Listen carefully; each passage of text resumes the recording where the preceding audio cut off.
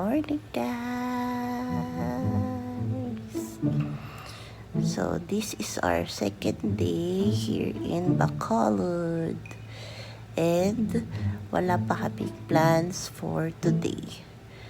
It's already 8 a.m.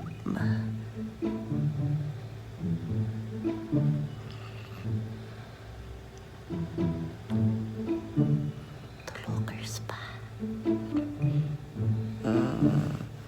Di namin alam kung anong gagawin namin today. Siguro maghahanap kami ng mapapasyalan na malapit lang dito sa hotel. 2 hours later.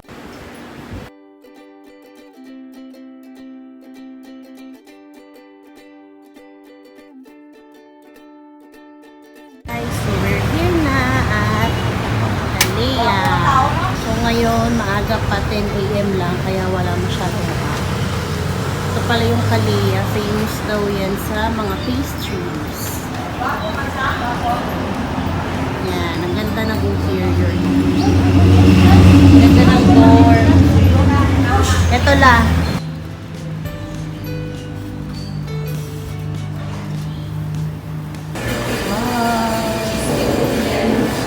Dami nilang cake.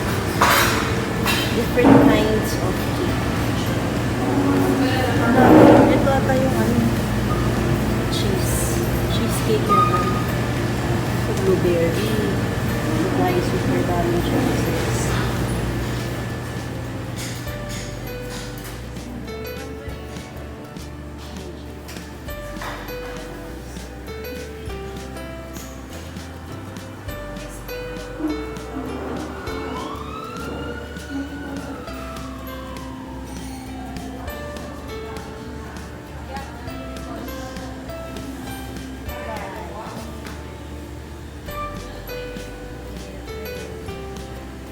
Kasi matamis yung matamis mocha. na to.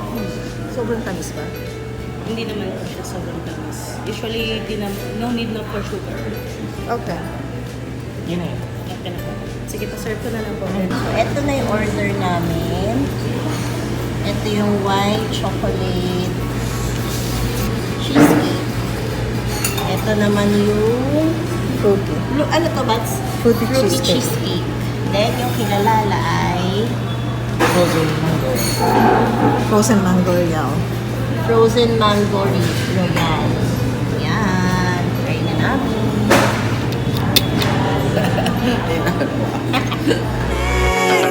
Give it one more chance. Worry and honey. Give it one more chance. Worry and honey. Give it one more chance. Worry and honey. Give it one more chance. Worry and chance. More chance. 1 hour later. Punta kami ng Felicia's.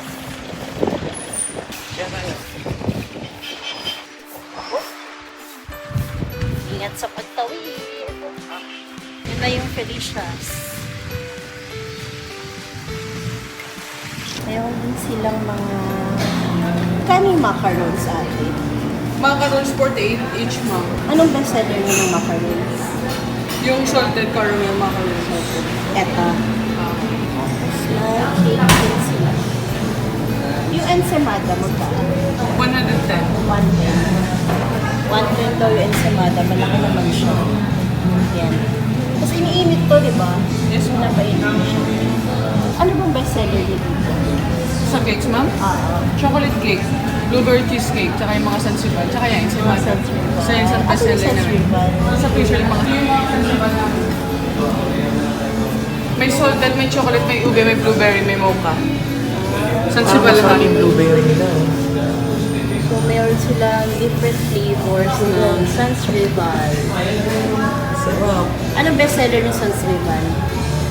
Yung blueberry, tsaka yung butter. Yung butter kasi wala yung Ay, walang butter. Tsaka yung salted. Ito yung mga kapatid dyan. Ay, yung butter. Butter sansiban. Sige, yung order namin. Ano nga ba flavor to? Salted caramel, Sans Rival, and Yung ensaymada. Malaki yung ensaymada niya. Pinainit nila. Give it one more chance. We're in it, honey. Give it one more chance. We're in it, honey. Give it one more chance. We're in it, honey. Give it one more chance. We're in it, more chance. Eventually.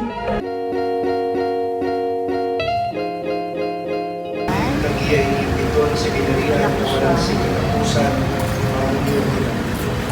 pati ang Right beside, dun yung La para sa Consolacion.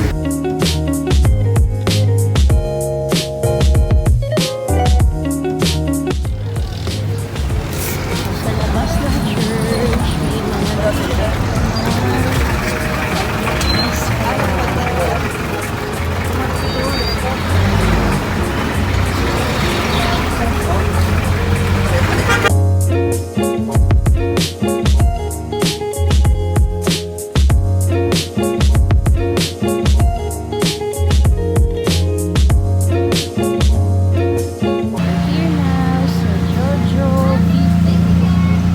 Siya yung artist, guys, na nagawa ng mga yung Pagmaskara Festival. Maganda, guys, oh.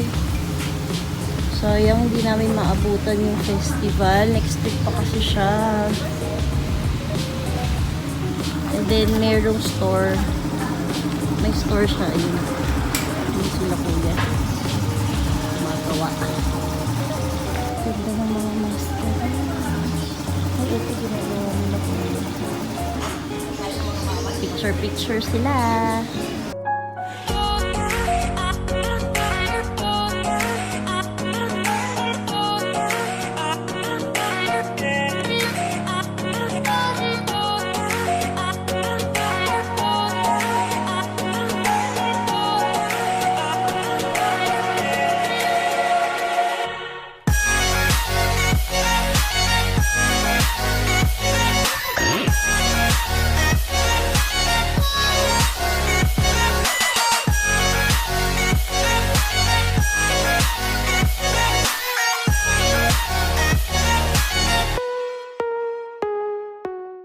Two hours later.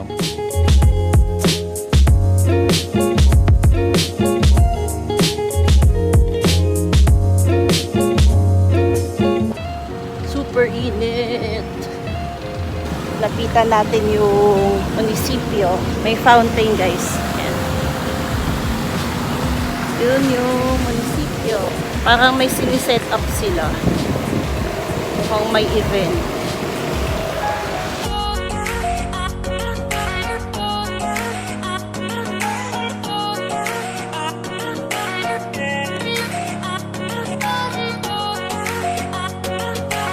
So, papunta kami ngayon sa Silay.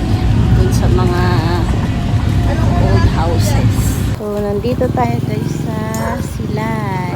And, pasok tayo dito sa Balay, Negrense.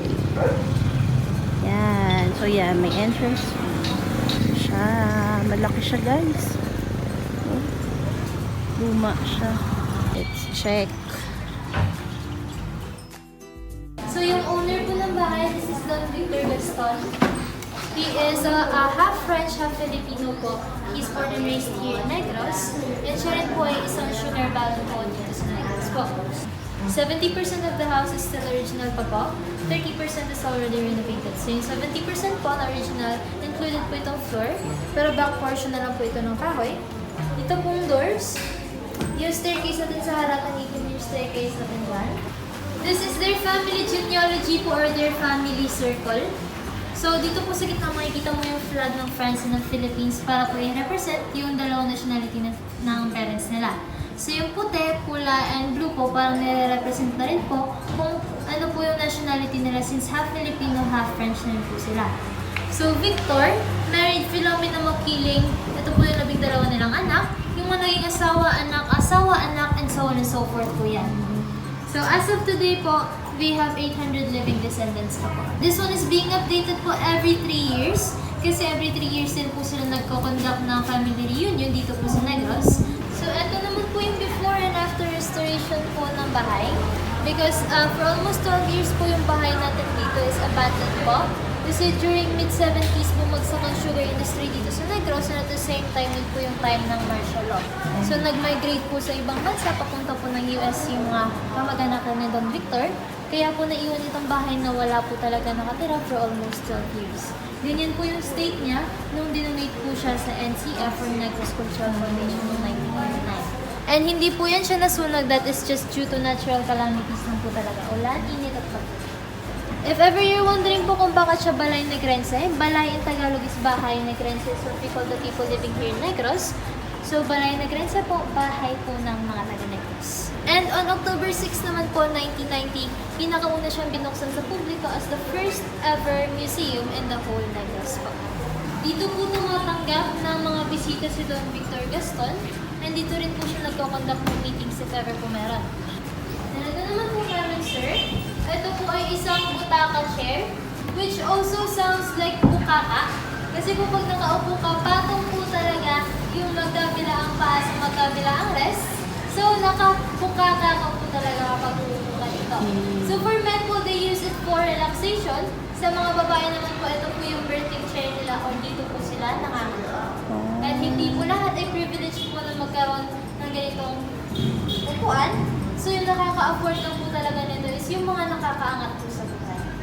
Yung tsokolate po na siniserve sa mga bisitang hindi masyadong welcome, yun po yung siyang tsokolate aguado or aguada. May halo po yun siyang tubig.